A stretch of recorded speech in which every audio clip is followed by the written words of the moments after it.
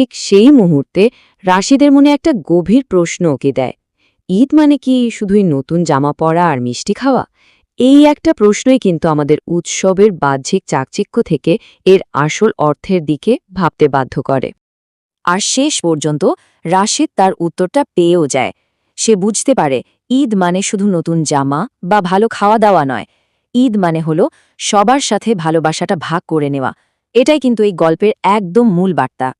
দিনটা তো শেষ হয়ে যায়, কিন্তু মনের মধ্যে একটা সুন্দর অনুভূতি থেকে যায়।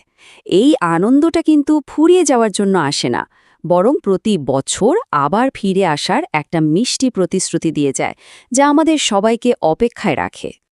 আর সব শেষে একটা বড় প্রশ্ন আমাদের সবার জন্য থেকে যায়। এই যে পারস্পরিক ভালোবাসা আর আনন্দ ভাগাভাগি করার গল্পটা আমরা শুনলাম, এটাই কি আসলে পৃথিবীর সব উৎসবের মূল আত্মা নয়? ব্যাপারটা কিন্তু ভাবার মতো। ঈদের সকালটা কিন্তু আর 10টা সকালের মতো না, তাই না? আজ আমরা ঠিক এমনই এক সকালের গল্পে ডুব দেব। একটা গ্রামের খুব শান্ত সুন্দর পরিবেশে ঈদটা কেমন হয় তারই একটা অসাধারণ ছবি দেখব, যা নিশ্চিতভাবে সবার মন ছুঁয়ে যাবে। তো চলুন শুরু করা যাক। আচ্ছা, একটা উৎসবের সকাল ঠিক কেমন হতে পারে ভেবে দেখেছেন কখনো? ঠিক এই প্রশ্নটা দিয়েই কিন্তু আমাদের আজকের গল্পটা শুরু হচ্ছে। আর এই গল্পটা আমাদের সবাইকে নিয়ে যাবে মুগ্ধতার এক অন্য জগতে। আর গল্পটা শুরুই হচ্ছে এই চমৎকার লাইনটা দিয়ে। এই একটা বাক্যই যেন পুরো দিনের অনুভূতিটা এক মুহূর্তে আমাদের সামনে তুলে ধরে। দিনের সুরটা যেন এখানেই বাঁধা হয়ে যায়। তো আমরা চলে এলাম গল্পের প্রথম অংশে, এক বিশেষ সকালের সূচনা। চলুন দেখি এই উৎসবের একদম প্রথম মুহূর্তের প্রস্তুতি আর সেই চাপা উত্তেজনাটা ঠিক কেমন ছিল। গল্পের একেবারে কেন্দ্রে আমরা পাচ্ছি রাশেদ নামের এক কিশোরকে। ঈদ আর তার ওপর নতুন পাঞ্জাবি, এই নিয়ে তার যে আনন্দ, যে উত্তেজনা, সেটা দেখলেই যেন আমরা গল্পের সাথে একাত্ম হয়ে পড়ি। চলুন না তার চোখ দিয়েই দেখি এই বিশেষ সকালটাকে। ঈদের সকালে কিন্তু শুধু মানুষ নয়, পুরো গ্রামটাই যেন নতুন রূপে জেগে ওঠে। চারিদিকে পাখির ডাক, মসজিদ থেকে ভেসে আসছে তাকবীর ধ্বনি, সবকিছু মিলে এমন একটা পবিত্র আর আনন্দময় পরিবেশ তৈরি হয় যা সত্যি মনে গেঁথে থাকার মতো। আচ্ছা, এবার আমরা গল্পের দ্বিতীয় অংশে চলে এসেছি, যেখানে ঐক্য আর প্রার্থনার একটা মুহূর্ত তুলে ধরা হয়েছে। গল্পটা এখন এগিয়ে যাচ্ছে ঈদগাহের দিকে, যেখানে গ্রামের সবাই একসাথে প্রার্থনার জন্য জড়ো হয়।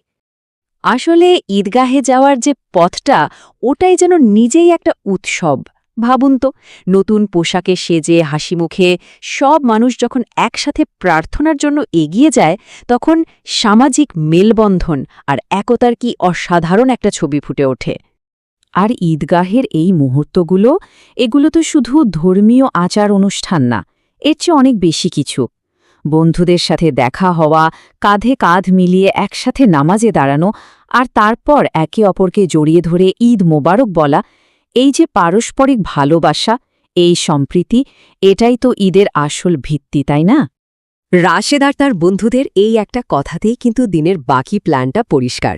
এই যে উত্তেজনা, এই যে উৎসাহ, এই ছোট ছোট আনন্দগুলো মিলেই তো একটা উৎসব সত্যিকারের সার্থক হয়ে ওঠে। এবার আসছি গল্পের তৃতীয় অংশে, স্নেহ আর সালামির আনন্দ। এখানে গল্পে আসছে দুটো প্রজন্মের মেলবন্ধন, যেখানে আমরা দেখব বড়দের প্রতি শ্রদ্ধা আর তাদের আশীর্বাদের এক খুব সুন্দর চিত্র।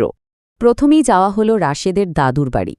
রাশেদ আর তার দাদুর এই মুহূর্তটা কিন্তু খুব গুরুত্বপূর্ণ একটা ঐতিহ্যকে তুলে ধরে। এটা আসলে শুধু একটা দেখা করা নয়, এটা বড়দের প্রতি সম্মান আর আন্তরিক ভালোবাসা জানানোর এক দারুণ উপায়। আর দাদুর ওই স্নেহমাখা কথা, খুব বড় হয়ে গেছ তো, এই কথাগুলোই কিন্তু প্রজন্মের পর প্রজন্মের মধ্যেকার যে গভীর ভালোবাসা, সেই সম্পর্কটাকে ফুটিয়ে তোলে। এই ছোট ছোট মুহূর্তগুলোই ঈদের স্মৃতিগুলোকে এত মধুর করে রাখে। সালামি বা ঈদি, এটা তো আসলে শুধু একটা উপহার বা টাকা পয়সার ব্যাপার না, এটা বড়দের আশীর্বাদ আর স্নেহের একটা বাস্তব রূপ। আর এই প্রথাটাই ছোটদের কাছে ঈদকে আরও অনেক বেশি আনন্দময় আর প্রতীক্ষার করে তোলে। চলে এলাম গল্পের চতুর্থ অংশে, খুশি ভাগাভাগির প্রহর। এখান থেকে গল্পটা আরও বড় একটা পরিসরে ছড়িয়ে পড়ছে, কারণ এখন আনন্দটা ভাগ করে নেবার পালা।